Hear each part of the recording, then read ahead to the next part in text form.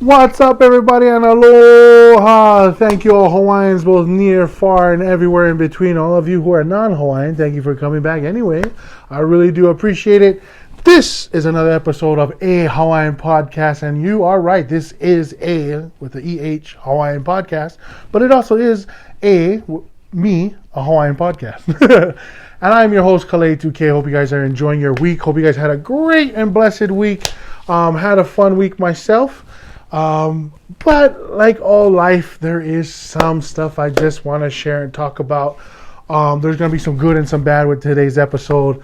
But like always, I want to try and end with good. So I'm going to kick it off with a little sadness. So if you guys are sad already, I apologize. Like I said, I'm just sharing my thoughts, my feelings, and hopefully you guys can, learn from that, from what I go through, so that you can take it as well. Sorry, I'm just taking the time. You can take it as well and run with it, okay? So, here we go. Let's get to it, okay? Let's kick it off with the Mahalo moment, like usual. There's an expression that I found so endearing and such a kick in the butt at the same time. The expression goes like this. It says, give people their flowers while they are still alive, while they can still smell them.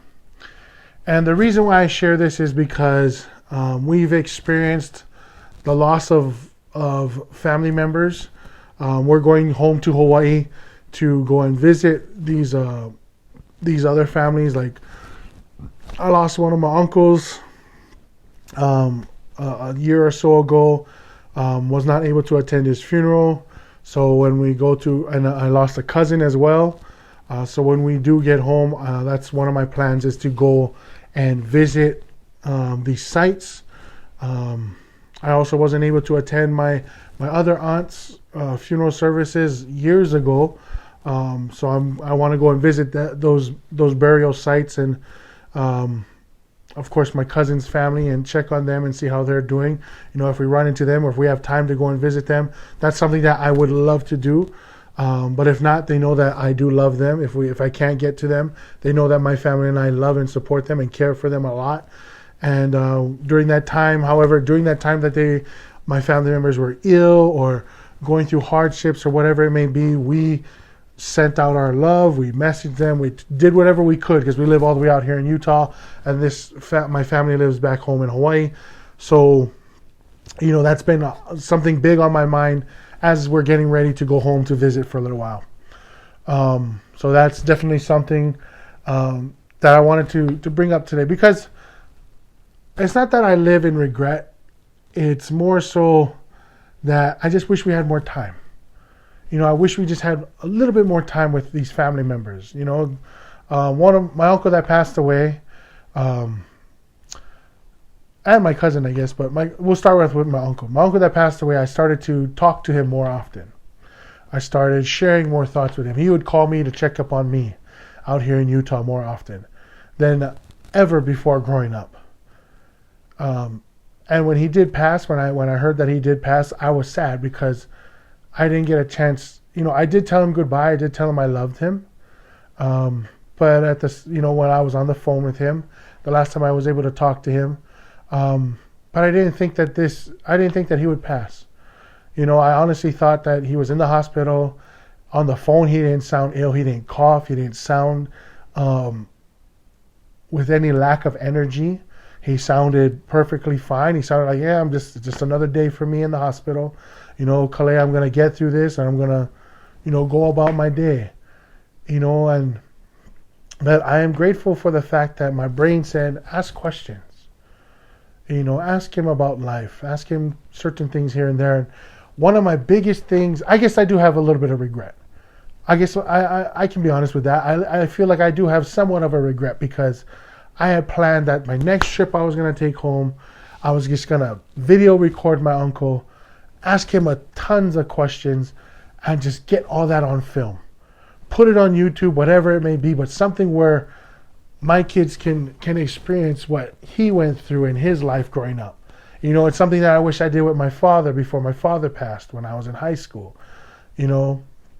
Maybe I could have done that with my other uncle who passed before that, who passed right after my father. Like all these things I just wish we had more time. Recently I lost another family member. My cousin who passed away at work. I'm sad because I was just starting to get to know him. I didn't know him growing up. He's older than me. He's got kids almost nearly my age. And he's got younger kids than that. And he was like me. He was just by himself, like hang out by himself, take care of his own, take care of his family, go to work, don't really mix and mingle. But eventually we were starting to get closer to each other. Cousins that I didn't grow up with, cousins that I didn't know. And he was one of them. So I do wish there was more time for me to get to know him, to get to build a better relationship with him. He knew I loved him. He knew whenever we would come home or visit or hang out with each other, he knew that, I loved him. I cared for him and his family. When we saw each other, yeah, it was a laugh. It was a blast. But I just wish we had more time to do that. But I guess when God calls his children to come home, it's time to come home. And when I got the phone call about my uncle passing, I was in the gym at the time. I was mad. Thank goodness I was lifting weights because I put all my anger into the weights. And that's what I think is so good about exercising is when you do get frustrated, you're sad, you're angry, you can put all that energy into your weightlifting, put all that energy to good use, into helping you in some sort of way. So that's how I saw it. And sad to say, just recently we lost another dear family member of ours. So of course we checked on the family.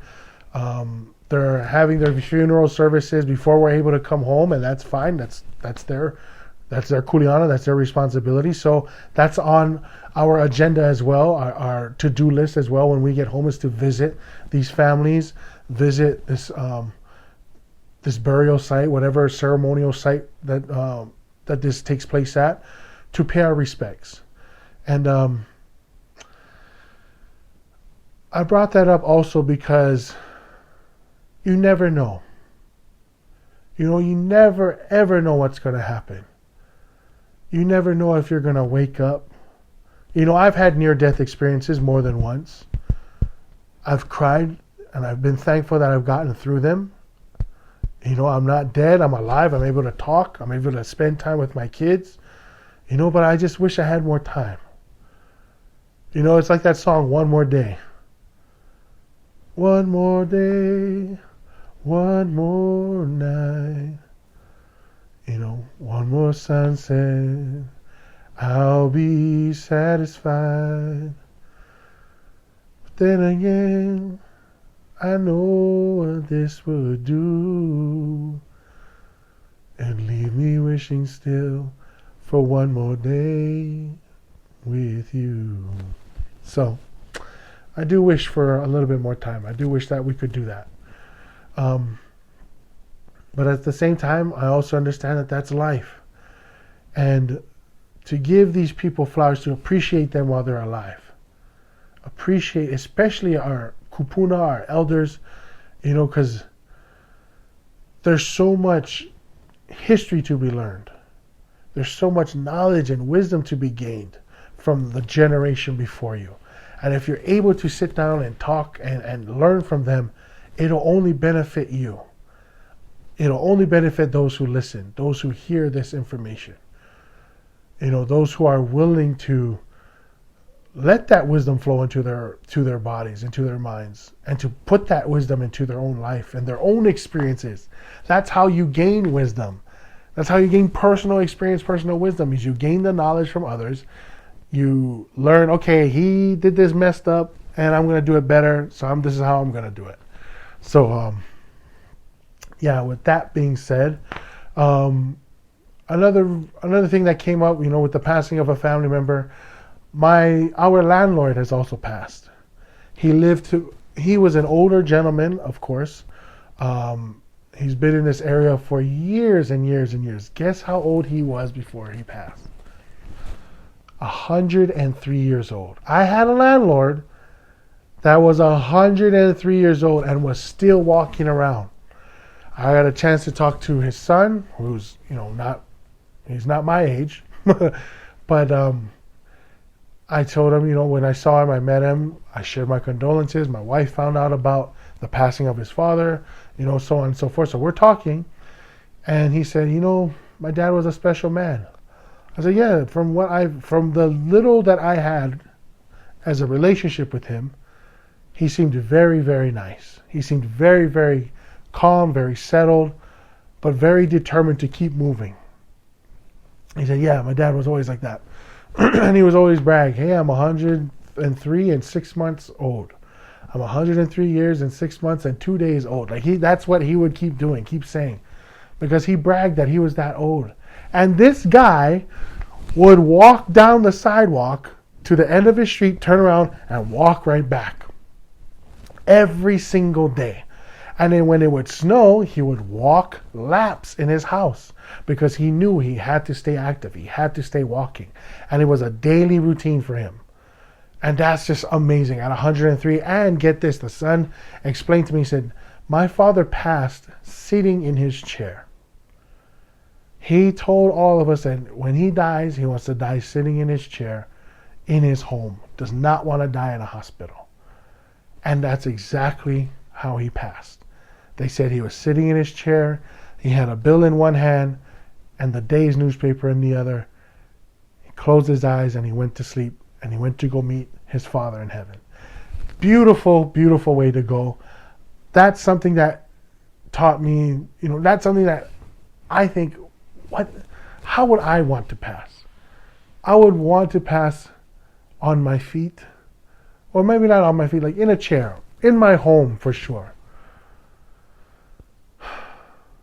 I would not want to pass in front of my children. I wouldn't want to pass in front of my wife. I would rather just sit in my chair, lay on my bed, and just drift off. That, if I could plan it out that way, that'd be great. I do not want to be in a hospital, have all those wires hooked up to me. Because then that means my kids come in and they see me hooked up to wires. And that's not what I want them to. That's not the last image I want to leave on their mind. But if I have the energy and I say, no, I know I'm leaving. If I'm in the hospital and there's a bunch of wires hooked up to me, and the doctor tells my wife he's got less than 2 weeks, unplug everything. Catheter, IV, mask, whatever it is, pulse, whatever's attached to me, unplug it from me. Let me lie in my bed. Let me see my children in my home one more time. Let them see me pass in my bed at home. Let them see me, not the wires, not the gown, not the blankets, not the machines. Let them just see me. And if that's how I pass, if God willing will allow me to pass like that, that would be a blessing to me. I would love to pass away like that. And so another reason why this phrase has come to me is because it's a message not just for myself, to be grateful for those who are in my life, to appreciate those who are here, especially the old timers who can still pass on knowledge, wisdom, and experience, but it's for all those out there too. I know there's a lot of friends of ours that are going through hard times right now. I know there are a lot of family members of ours going through tough times right now, possibly may lose a loved one. But I want you to know that we love you guys and we support you guys too. Anybody out there, we hope the best. We pray for the best. But know this, death is not the end. I believe that. Israel Kamakuiva, there's a TikTok going around now about it. He says, he says, I believe this is only temporary. Our life only temporary. It's just a shell. We live on both sides. We live on the earth, but we live in the spirit as well. And I believe that too. I believe that this is not the end of our lives. That our soul, our energy, whatever it may be, lives on. What it will be like, what it will look like, I cannot tell you. But I don't believe that we came to this earth accomplished all these things, left behind a legacy, left behind memories to just be forgotten, to just no longer exist. Every hard work, what is at the end of every hard work is a reward. Whatever you put into it, there's a reward for it. And so if you worked hard in your life and you didn't work hard in your life, whatever effort you put into your life, at the end of it, at the end of your physical life, there's got to be a reward for it. There's got to be a reward. That's how we live. There's got to be something else. There's got to be more to this. Why would we gain all this knowledge only to just die and that's it? No, I don't believe that. I believe that there's something more. That we're supposed to take the knowledge we have with us to the grave and beyond. What it looks like, what it'll be like, I don't know. All I can tell you is that I don't believe this is the end. Okay? I don't believe this is the end. I do believe that there is a heaven. I do believe that all the pains that you feel on this world will no longer exist. That would be great, because then my heel spurs and my ACL surgery will be no longer in pain. I won't have to deal with sleep apnea or asthma or running shortness of breath, But that's how I see it. And hopefully this brings comfort to those who are listening, those who are watching. Know that I love you. Know that I care for you and your family at this time. And know that you're not alone. We all go through it. We all lose a loved one. But we all can get through it too. Just gotta keep moving forward. Okay? And sorry I started off bad with a kind of a sad beginning, but it's true. Just know that, appreciate those that are here to share their wisdom with you. Take that wisdom while you have it. While they're here, give them their flowers. Praise them. Appreciate them while they're here. Because they might not be tomorrow. Okay? You never know when they're going to leave. When that door comes a-knocking, when that doorman comes knocking, it's time to go. It's time to jump in the car. It's time for the spirit to go home. So you never know. I had a friend who died at 25 from a heart attack. 25? Heart attack at 25. He was in better shape, better looking, and more athletic than I was. Died at 25 of a heart attack. How does that happen? You never know. Like I said, when that knocking comes and God calls his child to come home, it's time to come home. There's nothing you can do about it. It's time to come home. So like I said, this phrase means a lot to me this week. Give people their flowers while they're still alive so that they have the opportunity to smell them. Appreciate them now, or forever live in regret later, because you will never have that time back again. It'll never be reversed. That's all I got to say about that. So, moving on. Sorry. So here's the better part, hopefully happier, of course. I wanted to talk about hard work and following your dreams, following any ambition that you have. Like I said in the other portion of my Mahalo moment, life is about the hard work you put in and the reward you get at the end. Sometimes it's something you want. Sometimes it doesn't come the way you expected it. Sometimes it's not what you want, but eventually it's going to be something you need. Okay? So shout out to one of my friends. She knows who she is.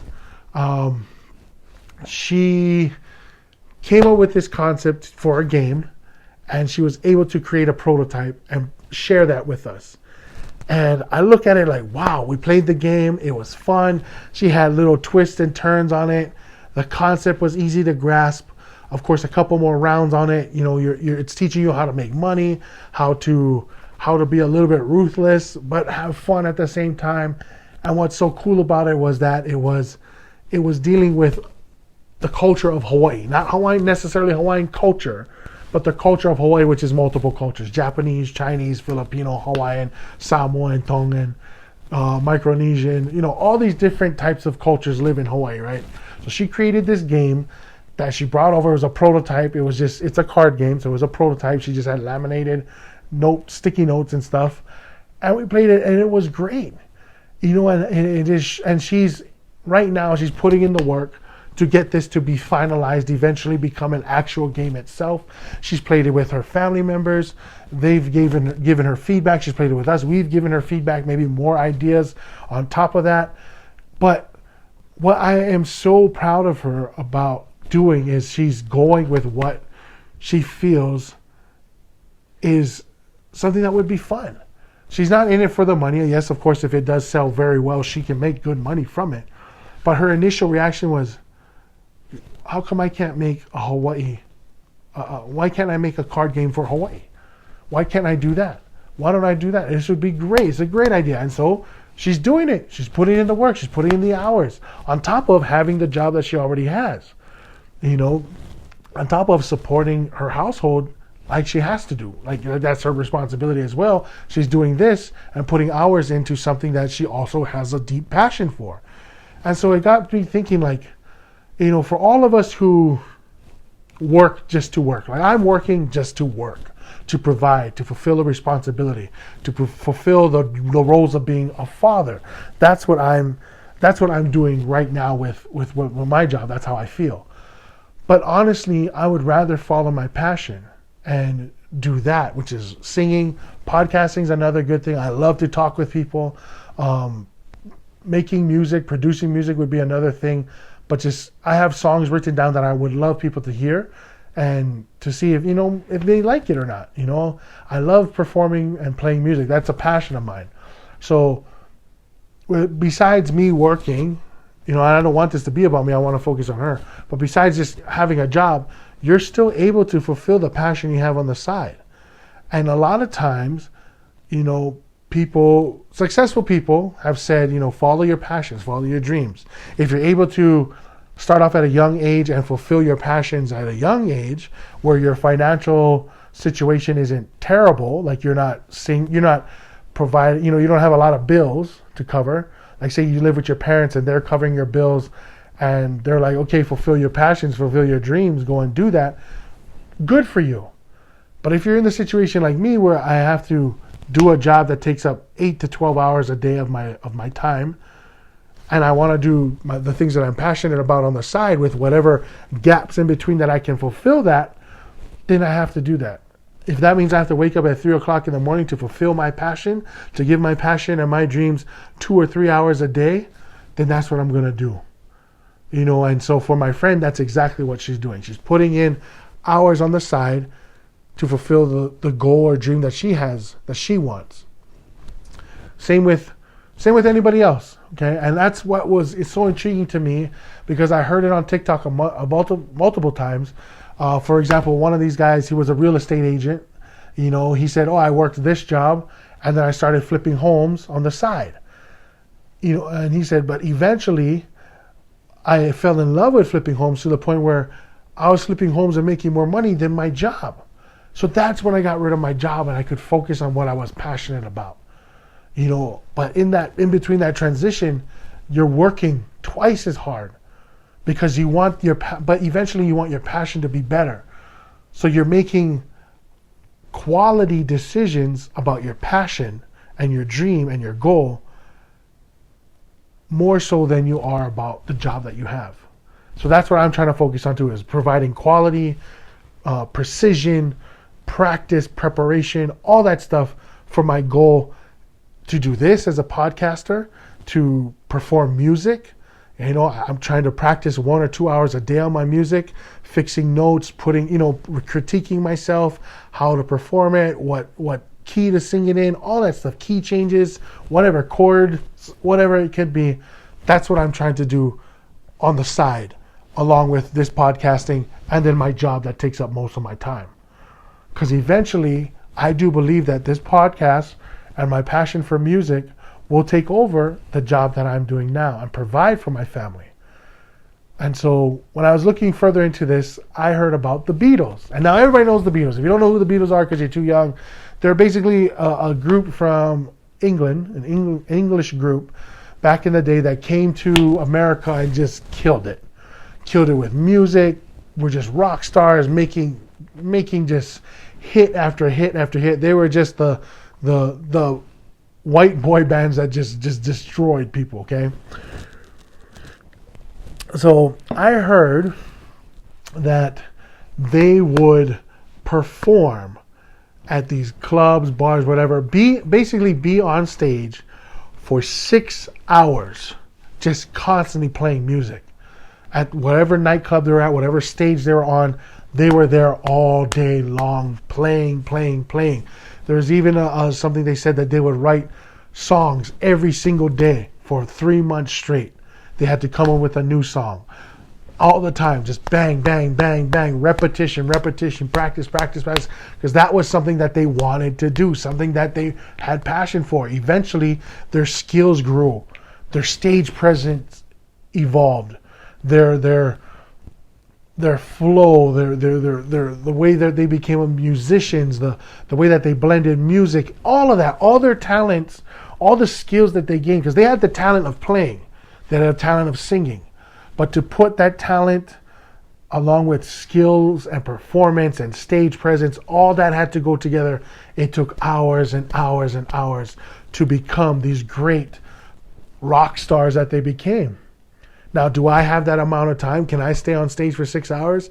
Yeah, I could. It probably won't be great at first, but I know over time it'll get better and better and better. And that's one thing that I noticed about myself. You know, I spend more, I practice a little bit more. I practice here, make some edits here, fix it up here, you know, spend some time. As long as I'm continually trying to perfect my skill, perfect the song that I'm doing, work on my vocal cords, whatever it may be, I can feel myself getting better. I can feel the confidence in myself growing, because I love music, but I'm so nervous. If I don't know the song very well, I start losing my confidence. I start singing softer because I don't want to sound like an idiot.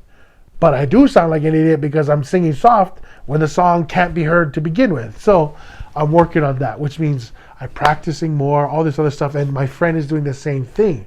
So this is a message to all of you out there. Everyone tells you to follow your dreams. You might think it's hard. You're seeing it as, oh, I want to be, so for example, I want to be the next American Idol, right? Or I want to be the next voice contestant. Okay, sounds great. How are you going to get there? Are you going to spend 20 minutes a day singing? Are you going to spend an hour a day rehearsing that song over and over and over again? Are you going to, maybe find a musical coach? Find a voice lessons coach that you can take vocal lessons from, an hour a week. What are you willing to do to achieve your passion? Some of you might see it as, oh, I'm not there right now, so there's no way in me doing that. Or I can't find the time. If you're going to tell yourself, I can't, and I'm guilty of this too, so I'm not trying to make it so that I seem better than you, because I am not. By all means, I am not. Because I've said that too. And it's fear. Fear restricts us from achieving the happiness we're looking for or living the life we want to live. Okay, so when we encounter fear, let that fear go. What's so hard about giving 15 minutes a day to your passion? Whether it's teaching, whether it's wanting to become a professional athlete, wanting to run a marathon, wanting to be a musician, wanting to be an artist. Who knows what 15 minutes a day could do for you? Because you'll think about it all night long. Like when I started singing, I thought about, oh, I want to do this song. I want to do that song. I want to do this song.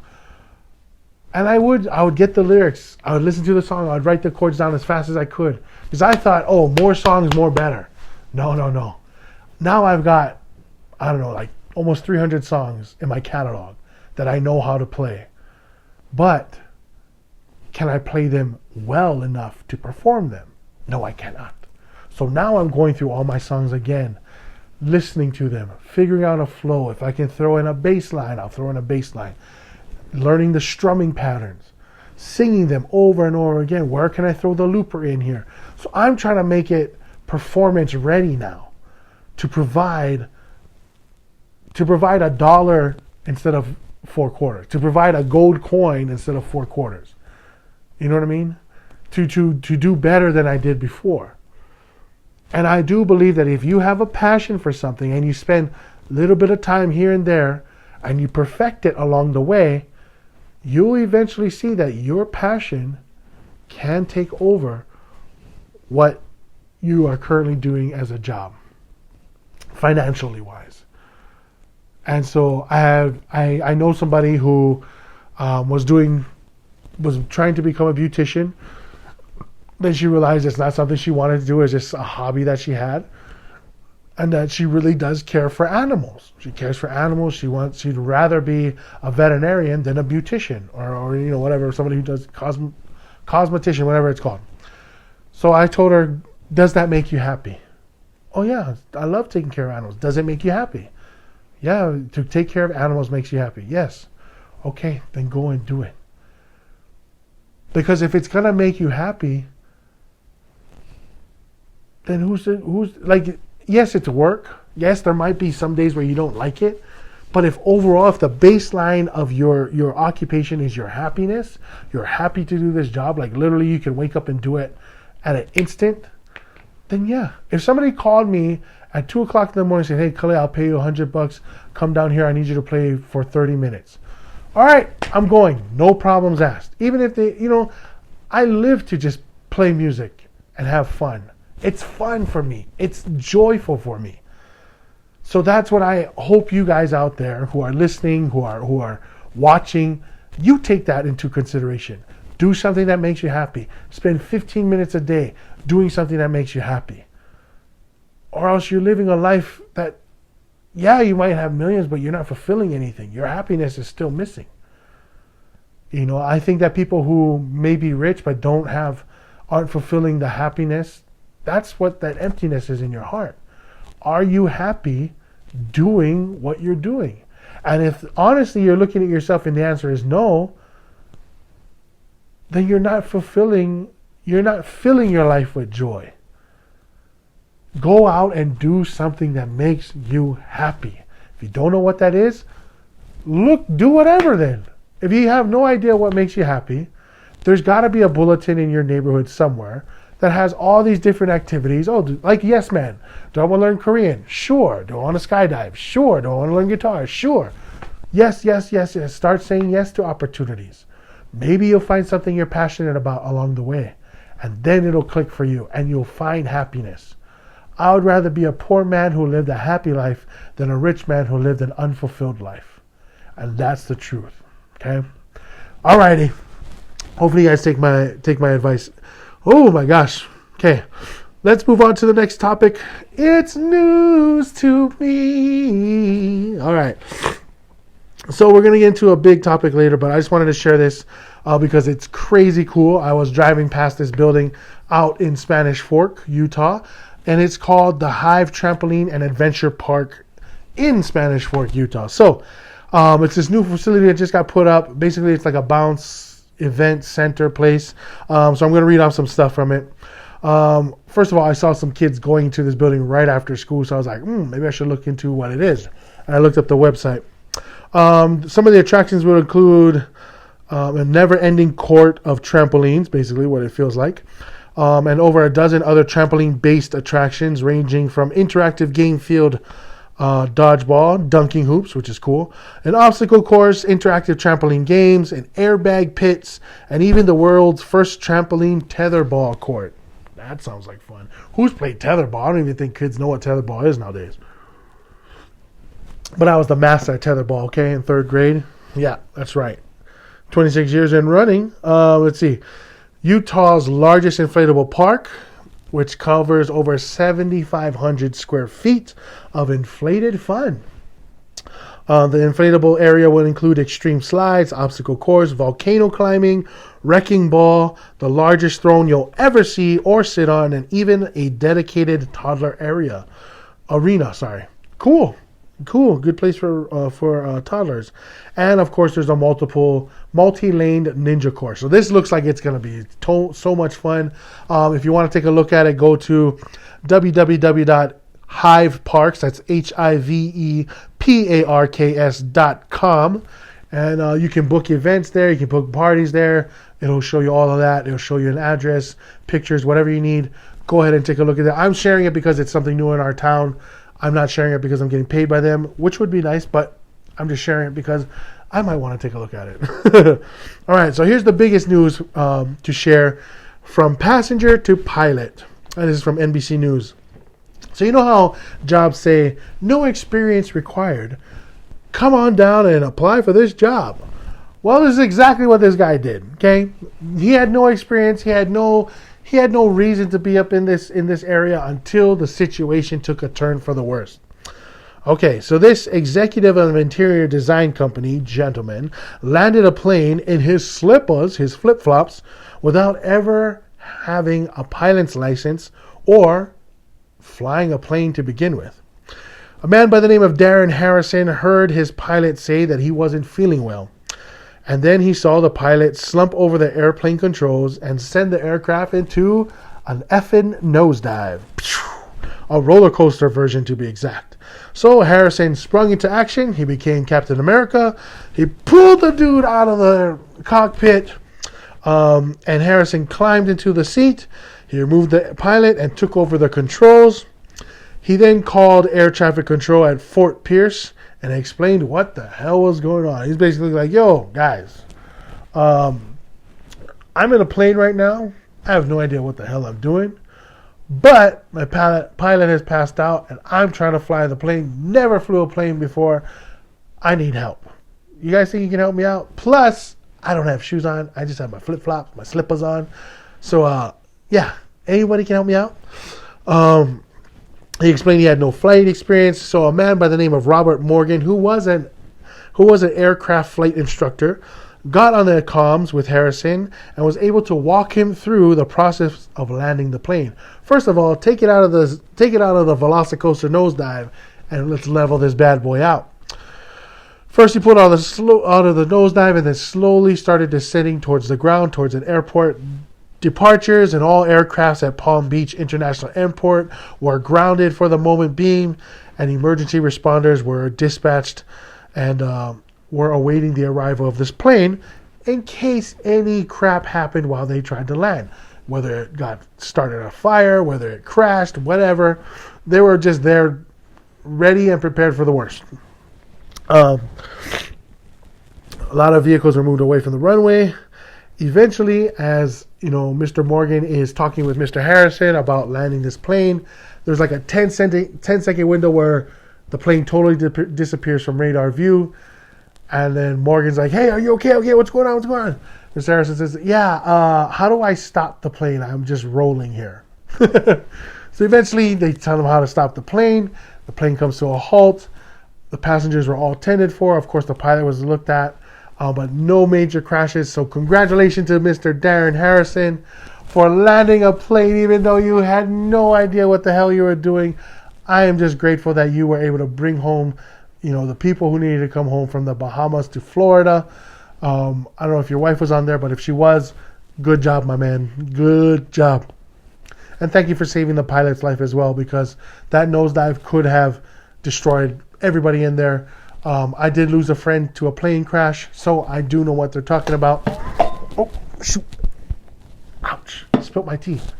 Ow, ow, ow. Good thing it wasn't too hot. But anyways, that's pretty much it for that, Mr. Harrison. Thank you. Good job for doing that. And this is also from NBC News. All right. So last but not least, Thought Bucket. Thought Bucket. Yeah. All right. Let's see what we got today. All right. Come on, Thought Bucket. Ooh, who you got? Another one. Laser tag or paintball? Shoot. I guess it depends who I'm playing with, to be honest. You know what? I would have to say laser tag. Paintballing, it hurts. Okay, some people, they take it to the extremes with the headgear, the hairpin triggers, all this stuff. Laser tag for me, I'm in a facility. Yeah, I can get sweaty. Yeah, I can get hot. But I love the lights. I love hiding in the dark, the corners, and just having multiple bullets and just tanking people without hurting them, of course. So I'm grateful for that. I love laser tag. So I would have to say laser tag over paintballing. If I had to choose, right? Of course, people take paintballing to the whole other level, but laser tag it is for me because my kids love laser tag. My nephews and nieces love laser tag. Who doesn't love laser tag? Okay, you must be a criminal psycho if you don't like laser tag. Okay, I'm just saying. But I love it a lot, so that's what I'm going with. Anyways, thank you so much for tuning in for another episode. That's it for today. You've been watching A Hawaiian Podcast episode. I am your host, Kalaitike. Before I go, though, I totally keep forgetting about this part. Just wanted to let you guys know what's going on, any upcoming events. June 3rd, thank you to this couple. I will be performing at a wedding. That'll be a Friday night. June 4th, I will be performing at Hapa's Ohana Barbecue Grill in Linden, Utah. Look on my social media platforms to see if there's any further updates. As far as I know, that's where I'm going to be performing on that date. If it does get canceled, I will make sure to put up a cancellation up there. Usually I play from 6:30 p.m. to 8:30 p.m., so hope to see you guys there. Also, go ahead and check out my Milkshake app. It's basically a free website, so if you guys want to take a look and make your own website, go ahead and look at that as well. Visit me at the link is msha.ke/Kale2K. Over there you can see my little profile, a little about me, a little bio. At the bottom there will be icons that you can click on for all social media platforms. Go ahead and click on those. Follow me on those platforms. Very simple, very easy. Pay attention to my YouTube and Instagram because when I post the shorts or I post these videos, there's questions attached to them. So like for example, which do you prefer, laser tag or paintball? So you get to answer because I want to interact with my viewers and listeners. So go ahead and answer that. And then there's going to be a section if you want to ask me any questions. Go ahead and do the same thing. Ask me any questions you might have on your mind, anything you want to know about me, so on and so forth. And then, of course, Facebook, look up for any events coming up. Of course, I'll be posting links to the YouTube page and Spotify as well. But also look for any events. You can contact me through these social media outlets if you want to see me perform and possibly play for you at your event, whatever you plan to host. But yeah, that's basically it. So yeah, that's it. Thank you so much again, everybody, all you Hawaiians, both near, far, and everywhere in between. All you people out there, thank you. Mahalo nui loa. Take care, God bless, and remember, spread aloha, not hate. This is Kale2K. Take it easy, everybody. Aloha.